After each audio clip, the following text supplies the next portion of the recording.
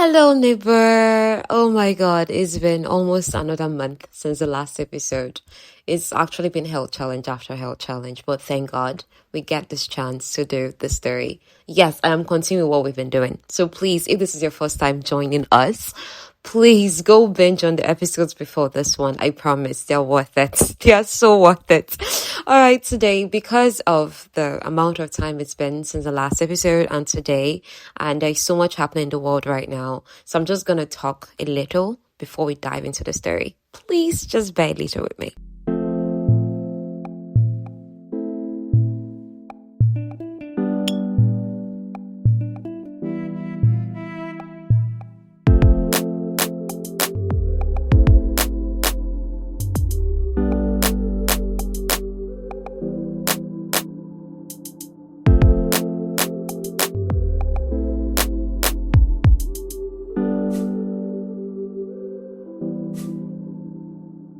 All right, so everyone saw, what's going on in America, especially because it has so much influence on Africa, where I reside, and on the rest of the world, in some measure. So, this person who died, Charlie Kirk, how controversial he is. I really don't like Mr. Martin controversial affairs, especially if I don't have the whole picture. I'm more of the person who would say, let love reign, you get. And the only thing I know about Charlie Kirk, it's just the fact that he's preached Christ. Definitely, he had other parts. A lot of people are criticizing. A lot of people are like, why is his death so important? And not all the deaths happening before him. Now, I'm a Christian. And in Christianity, we are taught honor. That honor is what receives of God. So I know when someone is loud like this and other people are trying to put him down, trying to dishonor whatever legacy he left, it's only just going to make it blow up. I even only knew him at his death. I didn't even know him at all in his lifetime. And all I know about him in his lifetime is that he preached Christ. Because the person who even endorsed him in my eyes, Minister Andrew Womack, just knows him as a preacher of Christ. In fact, Andrew Womack and him don't have the same opinions on everything, like the gun control and stuff that I've seen on social media, right? But they agree on Christ. Honestly, the ultimate goal after all of humanity is done, as a believer that I am, is Christ. Is that we're found in him, we're found in heaven. So everything else can fall away. Do you understand? So that's my 2 cents on the matter that I will not say anywhere else, that I'm not going to say outside of this podcast. And if you hate it so much and you think I'm hateful because of it, it's okay. I'm likely not your person, and that's fine.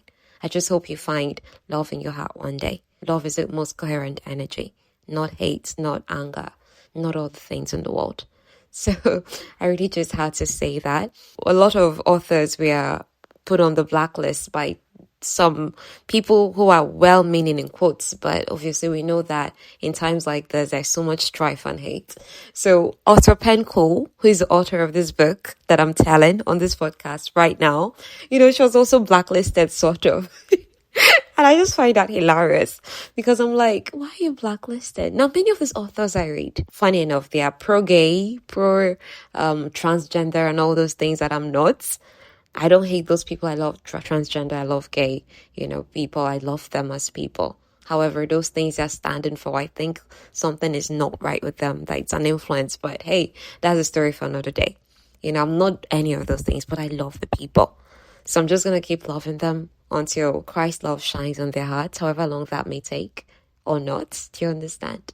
It's God who saves. It's not us. We can just stand in the gap and do our best. I'm yapping so much today. Totally. Thank you so much if you're still listening. God bless you. Regardless, I love Penn Cole. They are blacklisted or not. I know send you. I love their stories. Their stories have had really positive impact on me, on the community, regardless of whether all our values match or not. So that's why I keep telling them. Okay, so now let me quickly summarize where we've been at so that we can dive right in. Okay, so now this is Diem's story, essentially. Diem is this girl who was raised her entire life believing she's a mortal girl, but then by some strange twist of incidents, she becomes the queen of the land after the king before her passes. The magic of the land chooses the most powerful. And it's normally the people that are descended from the kindred, the gods of the land, sort of. But she's like, I'm not a descendant, right? So she's in full-blown denial, even though all the facts are lining up that she's descended, even though the magic would not have picked her. And she's just young. She's just 20. 20 plus, right? A few months. And she was kept away from the descended world all her life. And now she has to face it, learn the politics of it. So much politics. Life is a lot of politics. And you have to learn how to play politics if you really want to succeed in life. You have to. You also have to be very spiritual. So you gotta choose your kind of spiritual, whether it's gonna be godly spiritual or, the fetish things. Okay? So you have to be on the side, really. This is not the time, not the generation to play the draw at all. And I love that the stories highlight those things in a way that it's not preachy. Yeah, but it's just fun. Anyone can listen and you don't even know it's affecting you. So yeah, we all have to be on the side. We all have to pick a side. So that's where the story has been at. But then the thing about becoming queen of this land is, like I said, so much politics. The fact that, this magic chose you to be queen doesn't automatically cement your position as queen. No. You have 30 days where you try to win the people over, the noble houses of the realm. And if they accept you, okay, well, but if they don't accept you, they challenge you. And that's like a fight to the death. So if anybody ends up killing you, the magic will just choose the next powerful person. And they do the same thing to that person until someone that is not challenged or who defeats the challenger and, gets to keep the throne. So it's a mess, And with Diem being in denial, she can't even use her magic. She's quite the strongest in the land, really. But it does not align because it's not showing. In the middle of all of these things, something awful really happens. Her dad gets murdered. And her dad is a mortal person. He's not descended. He's her adopted dad. Her own biological father is a person she inherited the descended blood from. She hasn't met him yet. She doesn't even know if he's alive. So those are all the things that we're about to get into. Her own mom, who is a mortal woman, she's missing right now. And nobody knows where she is, or rather somebody knows, but it's not telling Diem. Okay, so those are all the things. Now, after Diem's dad dies, she pauses on the house meetings. The house meetings are those meetings going on where she has to win over the trust of the nobles of the realm so that they don't challenge her, so that they accept her as queen. But she's like, my dad just died, so she's mourning, right? Her and her younger brother, Tella, who is fully mortal because her mom and her adopted dad are his parents. Both of them are in mourning for 4 days. So she blames herself for her father's mother, although Tella, her younger brother, is kind enough not to even suggest it. So Diem cries in his arms and they share a bed. They are comforting each other, but the rest of the world is moving on. Tella is even behind in school because when Diem learned of her father's mother and released her magic and that wave of emotion, it's melted the house, melted her father's body, melted everything, melted Tella's books, that were in the house. So he's behind in school for that reason. And Diem also needs to resume house receptions because if she doesn't resume house receptions, they will extend the challenging by another 30 days. That's 60 days of uncertainty. Whether are you going to be queen after that 60 days or are they going to kill you? Do you get? So it's like, Diem doesn't mind though, waiting it out. It's like, okay, put another 30 days, whatever. But Tella is like, please, just get through with it. That the anxiety is killing me. I want to know what's going to happen. So for her brother's sake, she decides to resume, house receptions. Her brother has to return to school. On the day that he's returning to school, she's fussing over him. All the gifts that she was offered at the Ascension Ball, the ball that, they threw in the honor of, new queen, the other realms, there are 9 realms in this world. The other 8 realms brought gifts for her. She's giving Tella everything. Oh my God. She's putting the coat on him. There's a spell to make sure he doesn't catch cold at all. She's putting this on him. It's like, take everything, take everything. I just want you to be fine, my brother. Okay? She brushes past the Kobwa cousins. The Kobwa is, the former house of royals. But since Diem is not coming from any house now, she aligned with them as well. She's going to identify as a Kobwa.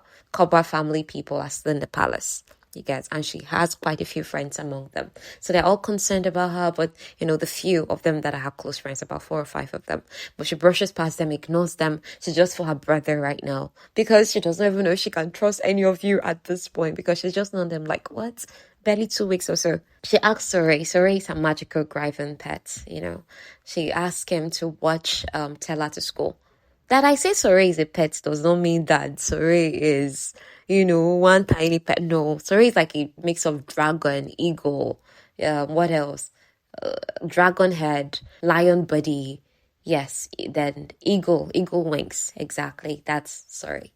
It's very huge. You get, and there's still other grievance bigger than sorry. So she's like medium size amongst the grievance or even small. So right now, Diem is dressed in adjusted guard's uniform, no longer the gown she likes to wear because she's gonna be meeting with the Hanover house today. And the Hanover house, they are not good towards her. They don't like her. They've made that obvious. So with her being in adjusted guard's uniform, Diem is sort of declaring war. Now, when she gets to the council meeting where it's gonna happen, the seat her father occupied, because her father was briefly an advisor. But he was like, oh, he's stepping down, and shortly after he died, so that seat that her father occupied in the last meeting before his death is now occupied by someone else, Alex, one of the cousins. I mean, Diem likes his cousin, but right now she's burning with grief.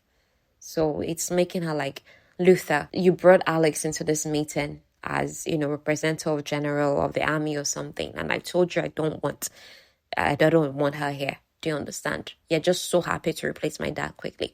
So Luther is not telling her, that's the Prince Luther, someone on her side too. I'm sorry, I'm only trying to help. And when he says that, that's the last words Diem's father told her, because she fought with him when he was like, he wants to resign from being advisor, like her dad. And she told him, yes, don't worry, I'm going to figure out everything on my own. And he told her, I'm sorry, I'm only trying to help. Those were the last words she heard from her dad. And that's what Luther, unintentionally says here. You get, so it pains her so much. She has so much hateful thoughts towards herself. All the things that, her father said, her mind is twisting it and it's telling her, you can't control yourself, your temper ruins everything, your father was right, you are selfish, useless queen. Now, quickly, I'm just going to address Diem's temper. Diem has a very boiling temper. Diem is the sort of person who acts first and thinks later. And that's not good. Do you understand? On the deep dive that I listened to about this, and that quite agrees with me, is that what's likely to have caused this is the fact that through most of Diem's formative years, that's her adolescence and where she should have learned how to manage her emotions. Her emotions were dulled by Flame Reporter because the Flame Reporter was supposed to dull her powers and keep her mortal, keep her powers from expressing. Her parents did that to protect her. But the side effect was that the fact that her emotions were dulled, she didn't learn to harness them. So right now that she's no longer on Flame Reporter, all the emotions that she should have felt and learned how to control years ago are now coming to the surface and bubbling over. Do you understand? So it's making her look like this person that is always like acting out and this and that and angry. Like it's not fair. Even the powers too that she did not expel are part of why she's always so cranky and angry. So those things I think she should have learned before now. But she's learning it now in the face of so many other things confronting her. So it's not an easy place to be. With those voices in her head and she's just trying to rein herself in. She now just looks at Alex and said, oh yeah, stay sharp. Stay. So now the Hanover house arrive, and for the most part, there is no trouble. Diem even ignores them. She just lets Remus, the regent, the late king's regent, handle most of what's happening. But then they now get to the part where the Hanovers want to banish the mortals out of the realm or kill them. And they're now telling her that if Her Majesty doesn't accept, Jean will represent them in challenge. And Jean Hanover is the most powerful in their house.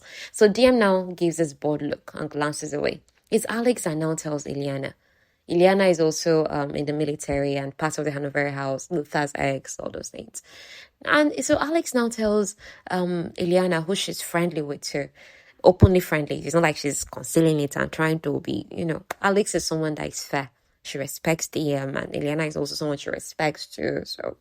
And she now tells Ileana that Diem is the most powerful person, not just in Lumnos, but possibly all of Emarion, all of the 9 realms put together. So Ileana looks like, that's a cock and bull story now. How is that even possible? That's what's written on Ileana's expression. So eventually, Diem takes a goblet of wine, walks around the room, this large room, holds it, puts her hand on her throat, and now speaks. And she's speaking, out of respect for what you four have done for me, let me speak plainly. My loyalty is not to House Kobwa, not to the 20 houses, or to the Standard, or even to the goddess Lumnos herself. My loyalty is to the people who need my protection, not those who feel entitled to it. I'll bring justice to this realm, even if it costs me my life. So she drops the goblet. The Hanovera house people rush out. Remy's Garrett rush after them. So now in private with her friends, she repeats the same thing to them. And she now tells them, I'm not going to ask you people to choose between your house and me. But regardless, her friends are like, we like you. We like your values. We are standing with you. So they place a fist to their chest. Now, her friends leave. It's just Diem and Luther alone, and she's angry at him. He now starts talking about how to pacify House on Vera with the land or something so that they don't challenge her. She now snaps at him and tells him that she's not going to sell her realm piece by piece, that her life isn't so great a price. He now promises that he's going to find her father's killer. She now asks him, like, you promised me you would keep him safe? Luther does not flinch. He doesn't even react. He doesn't have to. The shame, the regret is already on his face. The guards that Luther placed on her father for his protection, about 3 of his best guards, whoever killed the man, slaughtered those people. And let me tell you, Diem's father is a very skilled fighter. So whoever is these people that murdered her father, it was too well calculated. The resources they expended on it first. All these things, in as much as it's not Luther's fault in a way, he blames himself. He feels shame about it. And Diem needs to blame somebody in that grief. You understand? So everything is just happening like that. So Diem is telling Luther, you can't keep my family safe. You can't keep me from dying in the challenge. You can't guarantee my mother will return home. In fact, the only promise you've kept is the one you made to her to keep secrets from me. So Luther is quiet and deeply sorrowful, and his silence is just making Diem angrier. It's making her talk. She's now telling him, I'm sick of begging you for answers, Luther. I'm done with your secrets, and I'm done giving you my trust. Your promises mean nothing to me, and neither do you. So she starts walking away and then adds, you make so many promises, but the only thing I ever really wanted was honesty, and it's the one thing you still refuse to give. Now, this is the scene of Diem's father's funeral. That's the next thing we have. The 2 knives she stole from him when she was 14 are the only thing she has left of him. Because remember, when her magic exploded in the house, out of grief, the house melted, body melted, the murder weapon melted, the things they wrote on the wall, the killers wrote on the wall melted. You understand? So the only thing Diem has of her father is the 2 knives she stole from him. She had it with her at the palace, so they did not melt. Even the weapons on Diem, her necklace, everything that she was wearing, her clothes melted. Just her that was on skates in that explosive expression of power. Do you understand? So all she has right now that they're using to signify burial is those 2 knives. And that's what they bury in the darkened earth that used to be her home. Mora and the healers are there. Her father's friends from the army, they're there. Gosh, they need his wisdom and he's gone. Those father's friends from the army, they actually won't tell her to enlist in the army. Diem gives her brother a look as well. Don't try it. Don't you dare as well. Enter army for what? Now, Henri is notably absent. Remember, Henri is Diem's fiancé. The person that she's supposed to marry. That she didn't initially want to accept proposal, but, eventually begged him to marry her. Or God doesn't even want to marry again because she's descended and they're sort of using her. And he's also her childhood best friend. I think that's an important distinction. But then Henri's dad is present. And then he has a talk with Diem. This is somebody that is grieving her father. This is her father's burial day. And instead of you to be consoling her, what you are telling a poor girl, Henri's father is telling her is that my son Henri has been so angry. And he has this passionate hatred for the descendant.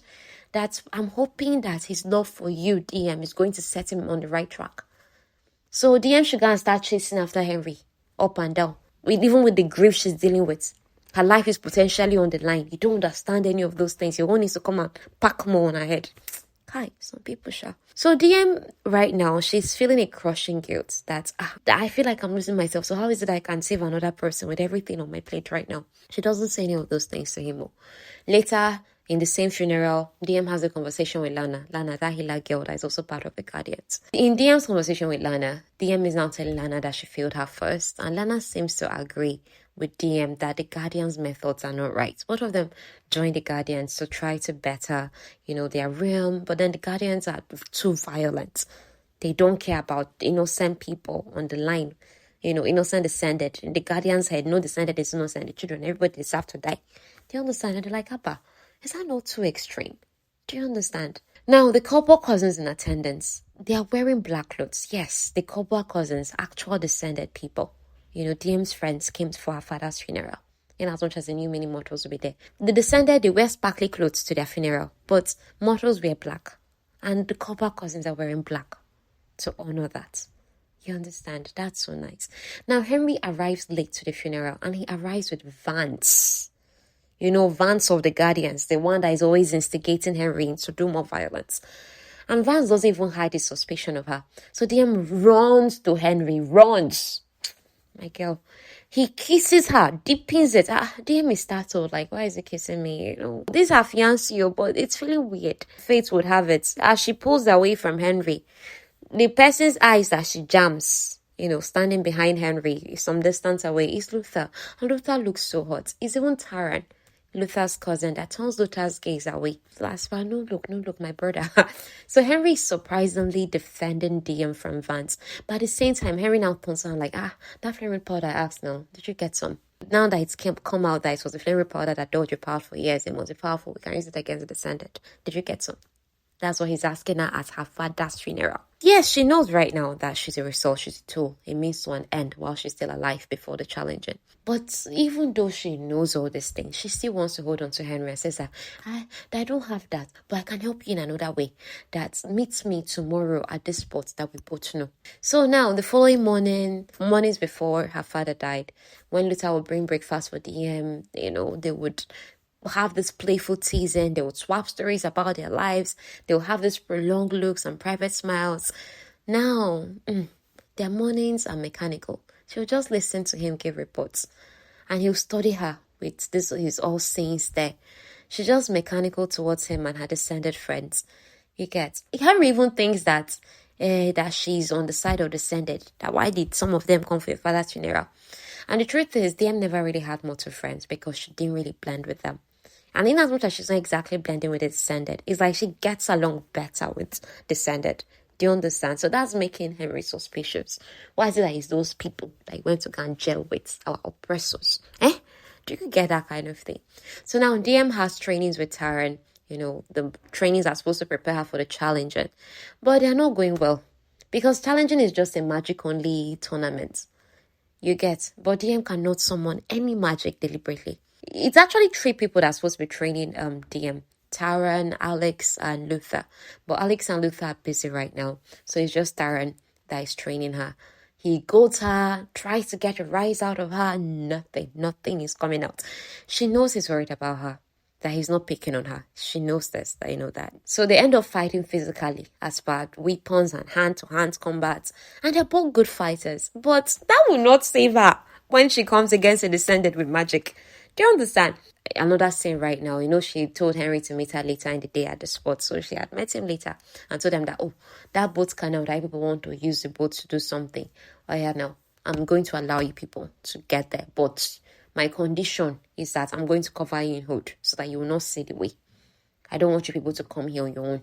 You understand it? Because she also even knows that place is not even guarded too well. So they don't see the way, and they protest like, Habana, why are you covering our us with hoods? But in as much as she's covering them with hoods and trying to do this thing her way, something is still screaming in her that it's a bad idea to bring the guardians. Because she knows these people are always good for her. But she thinks that, I am queen. They should keep in line now. They should respect me small. So eventually, when they see the boat and they inspect, they put what they put inside there, guards are coming. So she tells them to hide. So when the guards go out of sight, she wants them to run, to a particular spot and wait. But then they run, they overrun past her. They don't stop running. You understand? And by so doing, they see the path through the forest that leads to the canal. What she didn't want them to see. As usual, the guardians, their normal way, they took more information than she was willing to give. She too much. Let's not blame her. She's 20 plus. I did stupid things at 23. Diem, Eleanor, tell and Lily that a picnic that is meant to cheer up her spirits, that's Diem's spirits. Tell and Lily are riding the grieving. I've already explained what that pet looks like. While Diem and Eleanor, as they said, they're talking. So Eleanor's parents both have powerful magic. So that's why whims, that's the regent, forced them to procreate. People must born child. Because people have powerful magic. Your powerful magic will not waste. But it does not work like that. Because Eleanor doesn't have powerful magic. So when her parents noticed that, they stopped coming to see her as well. What would they usually do? Both of them are in the army. So Eleanor is now telling Diem that descended houses aren't like mortal families, unless are in direct line of the house leaders like Luther and Theron, whose uncles were directly related to the king. Or your magic is powerful like Alex, the one that is, in the army. Then you are just one of many cousins. You live together, eat together, go to school together. If you remain close with your parents or siblings, but it's not common. So it now dawns on Diem that descended even see their own kind as expendable commodities. Descended protect each other only to keep their house strong. But family the way Diem sees it, loyalty and unconditional love is a bond made by choice, not blood. So because Diem has faith in Eleanor, Diem is like, okay, we should be family. Diem now finds out from Eleanor right now that Alex, Taran, and Luther made a bonded bargain not to tell anyone of Diem's training progress, whether she's progressed or not. So Eleanor does not even know how Diem's magic training is going. She asked her directly. So Diem's like, you don't know? And I said, no, they made a bonded bargain. Bonded bargain involves magic. That if anybody of them should tell, that person will lose their magic. They went that far to protect Diem, and she didn't even know till now. So letting that truth, it creaks a door open in Diem's heart. So Diem now makes a bonded bargain with Eleanor that let them be sisters. Now, Diem's blood has special properties that we're still going to learn about as the story goes on. A bonded bargain means that you and somebody's blood mixes. So by Diem's blood mixing with Eleanor's blood, something happened though, something beyond just normal bonded bargain, but we'll not find out until later books. So please just keep that in mind. Diem thinks her life is going to be short, so however short my life remains, let's just have a bonded bargain. So now Diem believes Luther suits the crown more and would get it in a few days when she dies. Diem now thinks to herself that these days she just hates looking at Luther, hates being in his presence, under his constant watch, hates that he no longer challenges her or reins her back in his quiet, clever way. She hates the pain she sees in his eyes every time they meet. She hates that a part of her wants to forgive him. Was that despite her broken soul, a part of her wants to console him. So Diem now has a house meeting with one of the other 20 houses, like the one rank than those first big ones, they are very uncool.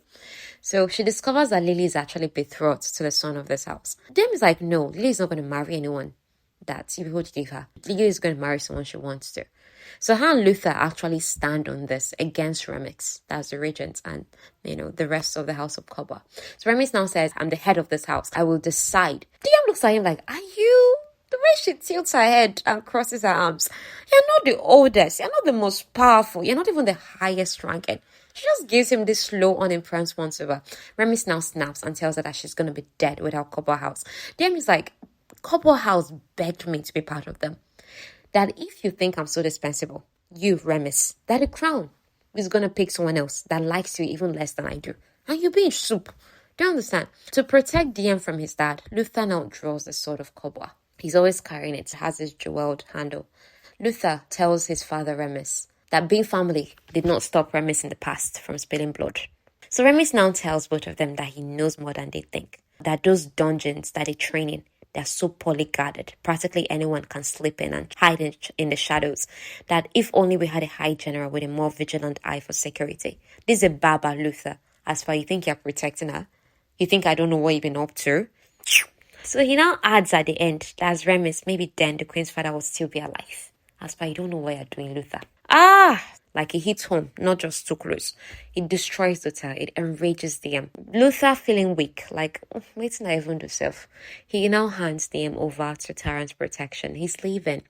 And Diem now asks if Remis can really hot Tello Lily. So Luther says, yes, Remis can actually hot Tello Lily to get back at them. But he, Luther, would die before he allows that to happen. So now Diem takes Lily to the healer center. This is Diem's countdown time to the challenging. She's just living as though it's her last days. Because Lily said that she was interested in being a healer, right? And she's not allowed to work because she's a royal. Diem just says, Lily, come, let's go to the healer center. Diem has actually been supplying herbs to the healers, because these mortal healers have limited access to many of these medicinal herbs. Mortals aren't allowed to plant herbs of any real value. So upsetting. Lily is even upset self when she gets there. She sees the state of things. That why hasn't she been paying attention whenever Luther is teaching her political things? That she's not used to pay attention. She's like, all this politics, But seeing like, actual people behind those things is making Lily interested right now. Do you understand? Like, it should make every one of us, okay? So Diem has also been ensuring mountains of food at the palace that they don't, instead of wasting, that they're going to the poor families in Mortal City. And Diem does not know if this practice is going to even uphold after she's gone. She's going to go down in history in her mind as a queen that lasted for 1 month. And she's been ensuring a lot of things that are actually getting done better, even in this short time. That books on mortal history and culture, bearing the seal of the crown, and exempt from laws, that they're mysteriously getting back into schools and mortal libraries so that the mortals can learn more about their history. Because the Synod wanted to wipe all those things away. So she's just putting them back in the reach of mortals and approving laws that will make sure that they're not taken out even after she's gone. So those are things she's doing. Alex is in on it too, so she has some help. When Diem kind of tutors Lily on the basics of being a healer, and she's like, wow, Lily, you're going to make a terrific healer, even though the laws are forbidding you from working. And these laws are just unjust to everybody. In the middle of preparing herbs, Lily now quietly informs Diem that, hey, I don't mind marrying to protect the peace. So, Diem just stood up for her the other day. That they said that's, see, I know I don't have to marry. But see, it's what I was raised for. That I was just married to ensure peace. Lily goes as far as arguing that if she tells her father Remus that she doesn't want to marry, that he would respect it. Diem seriously doubts it. Lily now tells Diem, you're so much like my brother. You both me well, and you both want to protect me. But have either of you asked if I want to be protected? Lily is not a child. She's clever. She's incredibly perceptive. She understands how the Synod society works much better than Diem does.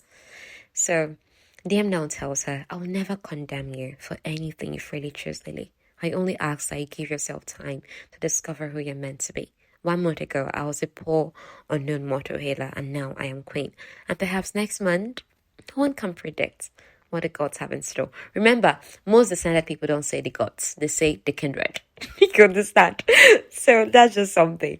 Now, Diem asks Lily to be there for Luther in case he becomes cake, because he's going to need Lily. Like, hey, if I die in this challenge, and Luther would need you. You're the only one he can trust. They go back to work, the healing stuff. Lily now asks if Diem cares for Luther, and now tells Diem that he's in a dark place too, just like you. He's devastated. I've never seen him so sad. He feels like he let you down. And if he lets you down, then he's letting everyone down because he thinks you. So Diem cuts Lily off that she doesn't hate Luther, but this is between them. So now Diem has another training with Taran. She still cannot conjure up any magic. No surprise. So Taran eventually, when they're kind of having a downtime, now ask her, are we friends? She assures him that they are, so he speaks his mind.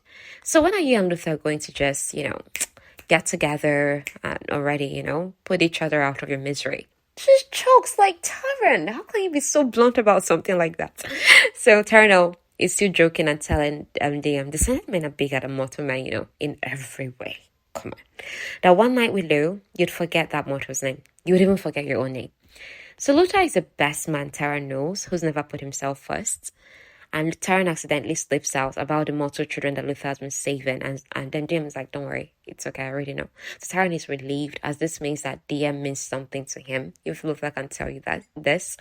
But Diem is like, nah, he just told me because he's just trying to get into my good graces.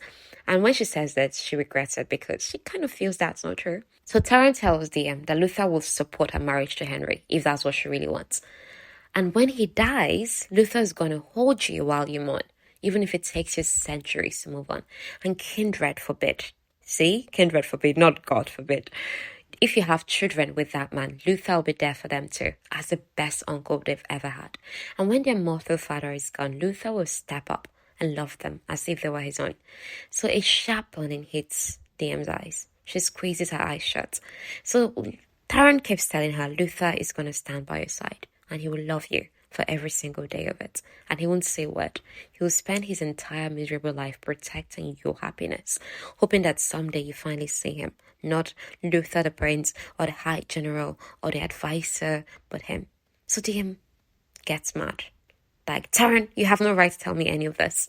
She now tells him, I am so guts Not kindred's damned, God's damned.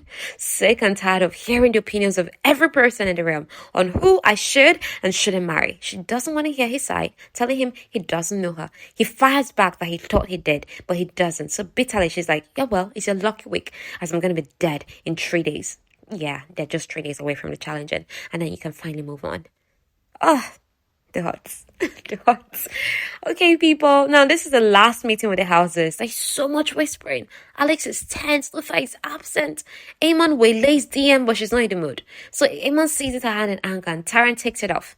So there's a deep resentment between the brothers, Amon and Taran. So Diem forces Taran to back off. Amon thinks, well, that means Diem is on my side. But then Diem now snaps Amon's wrist behind his back and wants him never to lay hands on her again without her permission. So Taran is glad until Diem asks him, why is everybody whispering? So House Ghislaine arrives and Taran tells her later, a month later. This House Ghislaine, they have plenty gold. It's a forgettable meeting. There is no talk of mortals or half-breed. After the meeting, Remis informs Diem that Luther has been stripped of his titles. As regent, Remis has the power to do so. Also, Diem never appointed Luther the way she appointed Eleanor, and Diem has been acting as though she hates the sight of Luther. So Remis followed through and stripped Luther of his titles. So right now, Diem is regretting that this happened. But she just can't argue with Remis because she has been acting like she hates Luther. Now, the new holder of Luther's titles is Amon, including Keeper of the Laws. Keeper of the Laws is the person, that office that is in charge of half-breed children to kill them. And we know that Luther has not been killing them. But Amon most certainly will. He will kill all the innocent children. Hey, Diem, what'd you just do? Hey. Now, Remis's vengeance is short-sighted, though, because in 2 days, either Diem or Luther will be crowned. And Remis has made enemies of both of them. So Garrett is now laughing beside Remis. Eleanor now speaks up for Luther that this is not fair, this is not right. And in return, Garrett strips Eleanor of her rooms in the palace and says, go and live with your own house. So Remis blames Diem for the split in their family. And funny enough is that when Diem initially joined his family, this is what she wanted, to break them apart from the inside. But now that it's happening and her friends are being affected, Luther, Eleanor, it's not what Diem wanted. That those aligned with her would be the ones suffering. Do you understand? So Remis lives, and in the privacy of Diem's rooms, she's informed that things are about to get worse because Alex could be removed as vice general, removing the guards that Alex has placed on Diem's loved ones to guard and watch over them. And Alex explains, guess who they're going to put? They want to put Eliana. That Eliana that was Luther's ex that hates Diem so much, that hates mortals so much. So this is when Diem finds out that Amon lied. Amon is actually the one close with Eliana. He was the one that arranged Eliana's sitting position to Luther at the dinner to drive a wedge between Diem and Luther. It was never Luther that invited Eliana to the dinner. And all this while, Diem has been gullible. It's not her fault, Sha. 30 days for you to learn the workings of an entire world that has been going on centuries. I beg. Amon's closest ally is the woman who wants Diem dead, Eliana. So right now, Luther is in Lumno City. Diem asks, so Luther herself, where is he? Luther, they tell Diem he's in Lumno City, or he's meeting with houses, trying to bargain with them so that they don't challenge Diem, that Eleanor is going to be staying right now in one of Diem's rooms, and Eleanor will be thrown out if Diem loses a challenging.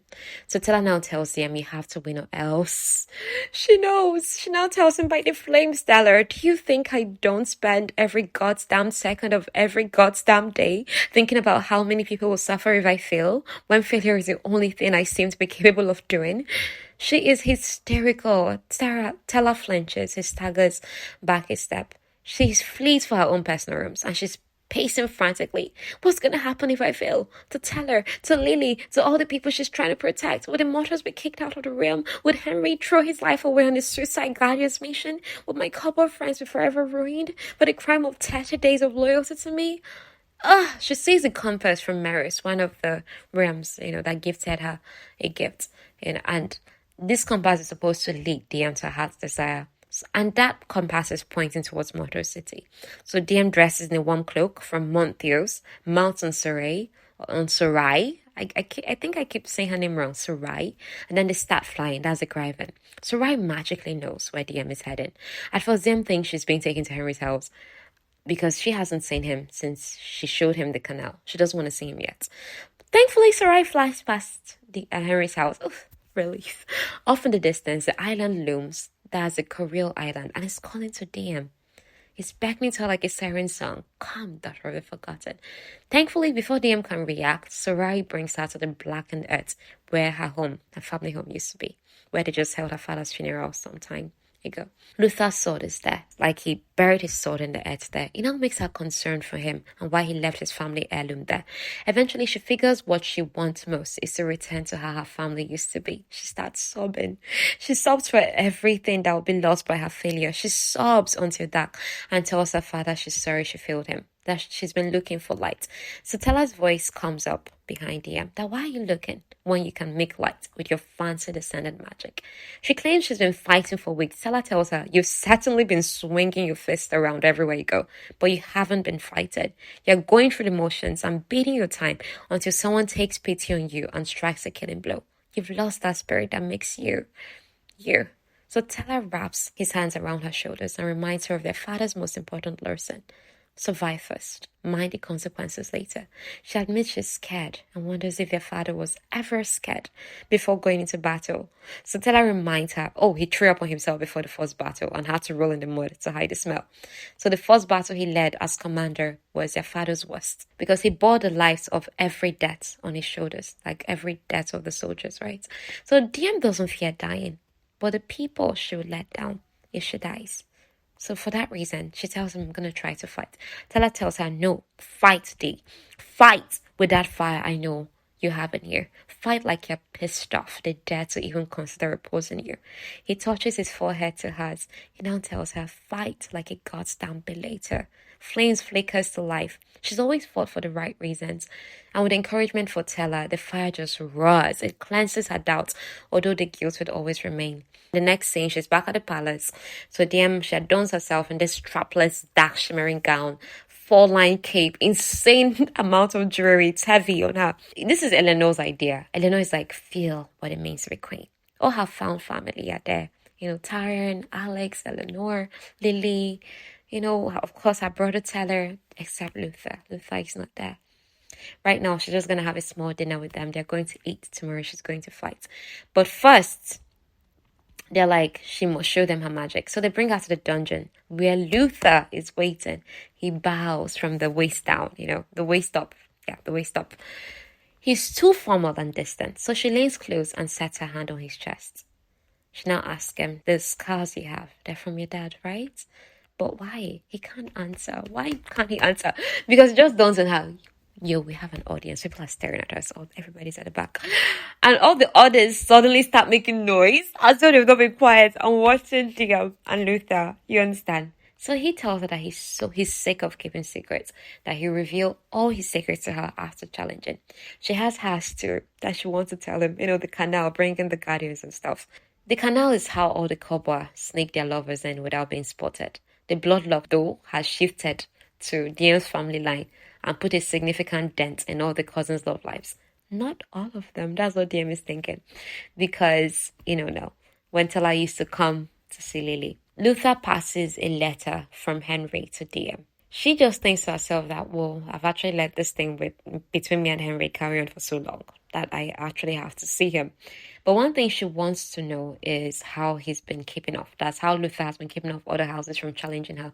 He now admits that House Honorary's condition that they won't challenge Diem is a bonded bargain, promising he marries Eliana. She's like, no, I can't let you do that. Have you done it already?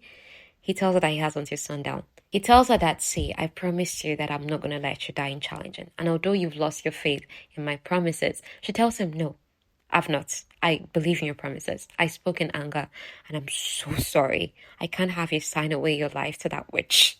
And she now tells him, you never truly lost my faith. I would rather die than live knowing that you are with a woman who never sees you, who's with you for a crown or something. So he now says, okay, I'm not going to make the bargain if you show me you can actually use your magic. He's bribing her right now into surviving. Okay, you say that you care about me, me not making a bargain. Show me that actually you can put up a fight there. Show me you can use any magic. So apart from Alex and Tella talking at intervals, the other three are watching them like the romance movie. Taryn is frowning, as if saying, "Don't break my best friend's heart." The sign that Luther is asking her to show right now is that I need you to put up a shield. She admits that she thinks she's done it because a while ago, Descended attacked her with magic and she wasn't hurt. Taryn is like, whoa, that didn't tip you off that you were Descended. That's how deep in denial Diem was. Now, as a child, Diem used to wrap her magic around herself like a blanket shadow, to the point her family would look for her and would not find her. But now she can't remember. When she was younger, it was instinctive. The magic just flowed. Nobody was there to restrict it. It was just happening. But right now that she's concealed and fought against it, she has not embraced it like she used to unconsciously back then. Okay, so she can't use it that same way. She just begs Osha to help her find it. So he prowls to her side. Prowl is a word they use here, like a wolf prowls. He presses his thumb on her pulse. Lieutenant says, "If I try to help you, are you going to fight me?" His grip tightens as he leans down to her ear. His gravelly voice is dropping low. "Or will you be a good girl for me again and obey?" They fall back into their games. He places his hand on her chest, instructs her that magic gathers there and spreads outwards to form a shield. She doesn't want to hurt the people present. And, her magic has already demonstrated itself that it doesn't hurt the people she cares about. That time she obliterated everything. It didn't affect Alex. It didn't affect Luther. It didn't affect the grieving. It didn't affect people she cares about. So her magic can't hurt people she cares about. So it's how he came to her side when her dad died. He set down his shield and he wasn't hurt by her magic. But she's like, yo, you did that? Because she's just finding out now too that magic can't hurt people she cares about. She's like, you could have died. Why would you do that? He tells her a small price. She's like, your life is not a small price. And she's saying that like, no, don't do that again. Okay, be safe. So he now tells her, I would have walked into the flaming heart of the sun itself. If you're suffering, nothing will keep me from coming to your aid. Least of all, something as trivial as that. Oh my God. So he turns her attention to see that she's actually put up his shield in the process of them talking. He tries to break out of it but can't, and now tells her, okay, this is enough. I'm not going to marry Liana or promise to. She tells him though that she has one more business to take care of alone at Motor City. Challenging is the next day. She just has this evening to go and settle business. Okay, so that's all we have. So in the next episode, we're going to have the challenging. You are gonna have the challenging and what comes after it. And then there is an epilogue of a scene that happened after the challenging. That is one of the bonus scenes. So we're just gonna do everything and round up this particular book. And then the episode after that, we're just gonna do the next book. I'm gonna cram it, so get ready for like 50 minutes, 1 hour plus episodes, just so that I just want to cram. The next book is longer than the first 2 books, but I want to finish it in almost 5 weeks. You understand? So maybe 1 hour each. If the 1 hour itself is more than helpful, we can finish it in 4 episodes. So let's see how we do that. Thank you so much for joining me today. And for my very, very new listeners, please leave a review wherever I listen, Spotify, Apple. Let me know your thoughts, really, on many of the things that have gone on in this episode. Thank you. It's good to be back. See you next episode. Never. Bye.